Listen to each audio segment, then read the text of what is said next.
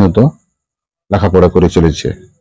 তো এক বাবার হচ্ছে অনেক জমি, আর একজনের বাবার হচ্ছে ব্যবসায়িক, বড় ব্যবসায়িক, অনেক টাকা পয়সা আছে এবং জমি জমা নেই।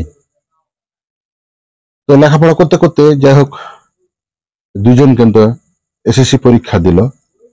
তো ব্যবসায়িক লোকের ছেলেটি অনেক টাকা পাওয়ার কারণে বন্ধু বান্ধবের সাথে নষ্ট হয়ে গেল এবং এসএসসি পরীক্ষাতে পাস করতে পারল না, এবং জমিওয়ালা ছেলেটি লেখাপড়া সুন্দরভাবে করে রীতিমতো এসএসসি পরীক্ষা পাস করে সরকারি চাকরি পেল, এবং জমিওয়ালা ছেলেটিকে যেটা প্রয়োজন মতে সেটা খরচ দিয়ে গেছে এবং টাকা দিয়ে গেছে, অপ্রয়োজনে কোনো টাকা দেয়নি এবং নষ্ট করেনি জমিওয়ালা ছেলেটি।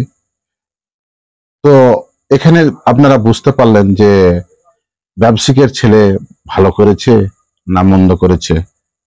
ব্যয়বহুল খরচ করার কারণে পরিবারে ব্যবসায়িকটি একেবারে নিঃস্ব হয়ে গেল। দেখা গেল শেষ পর্যায়ে তিনি কামলা খাটতে লাগলো। এখান থেকে আপনারা কি বুঝলেন? এখান থেকে আপনারা একটি জিনিস বুঝতে পারছেন যে প্রয়োজন মতে ছাড়া টাকা খরচ করা যাবে না।